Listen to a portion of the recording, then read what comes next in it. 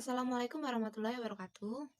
Perkenalkan, kami dari kelompok 5 yang beranggotakan saya sendiri, Lutfiana, dan teman-teman saya, Aldama Yuliotnyanda, Anis Faizul Karomah, dan Lutfia Arofatin. Di sini kami akan mempresentasikan hasil kerja kelompok kami dalam mata kuliah Psikologi Komunikasi dengan tema Etika Komunikasi. Jadi apa sih yang dimaksud dengan etika komunikasi? Untuk penjelasan selanjutnya, simak di video kita kali ini. Pengertian etika. Etika berasal dari kata etikus, dalam bahasa Yunani disebut etikos, yang berarti kebiasaan, norma, nilai, kaidah, dan ukuran baik buruk tingkah laku manusia. Jadi, etika sangat terikat dengan tingkah laku atau kebiasaan manusia. Etika termasuk dalam cabang aksiologi, yang mana dalam kajiannya menitik beratkan pada pencarian salah dan benar dalam bertindak atau bertingkah laku. Jadi, bisa dikatakan tingkah laku itu baik atau buruk, terpuji atau tercela, dan pantas atau tidak pantas, itu dikaji dalam aksiologi. Seperti itu. Pengertian komunikasi. Komunikasi berasal dari bahasa asing communication, yang bersumber dari kata komunis yang memiliki arti sama makna.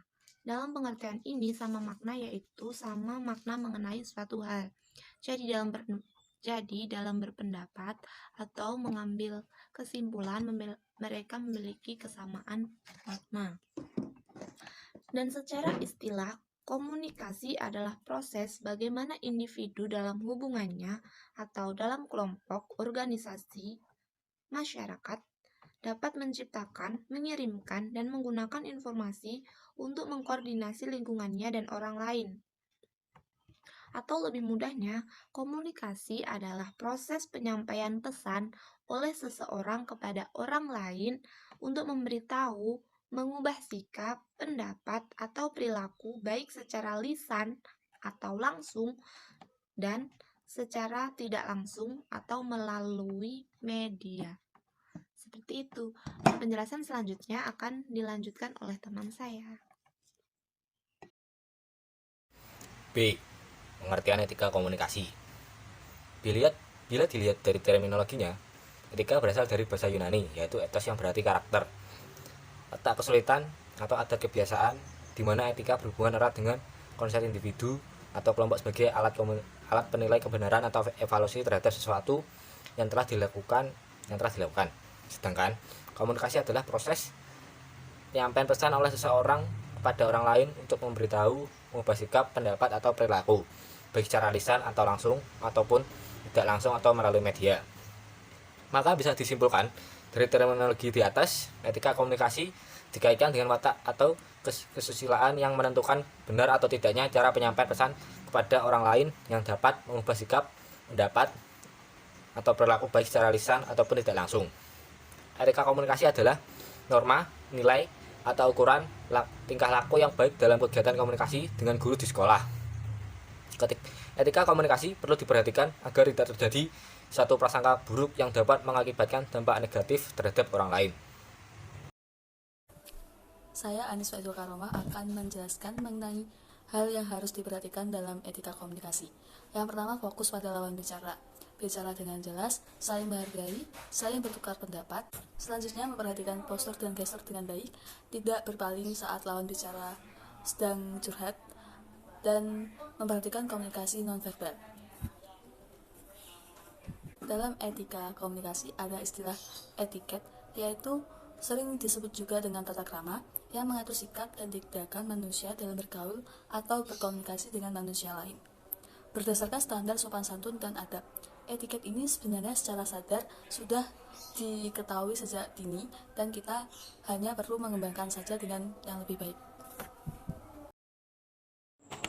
Di sini saya akan mempresentasikan hal-hal yang perlu dihindari dalam etika berkomunikasi. Dalam berkomunikasi dengan orang lain, ada etika tersendiri yang kita pegang. Kita selaku individu perlu menjaga perasaan lawan bicara kita agar mereka tidak tersinggung ataupun salah paham dengan maksud dan tujuan kita. Ada poin-poin berikut ditujukan pada lawan bicara yang biasanya baru kita temui baru kita kenal ataupun kurang akrab dengan kita. Di antaranya, A. Penggunaan kalimat informal.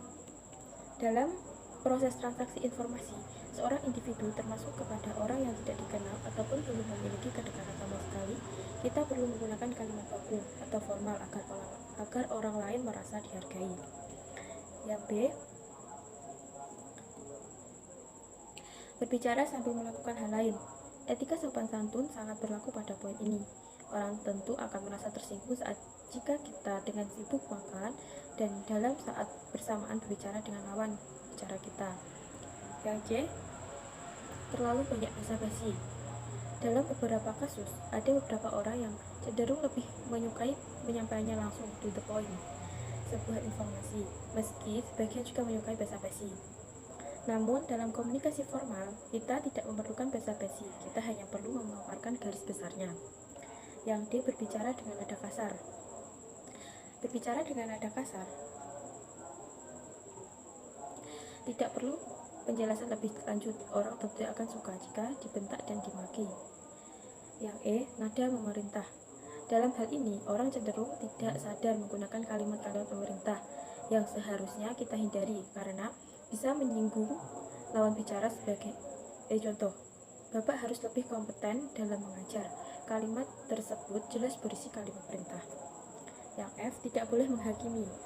Dalam komunikasi, kita tidak boleh mengajukan kalimat yang menghakimi, seperti tentu Anda telah melakukan hal yang keji, dan sebagainya. Yang G. Manage intonasi.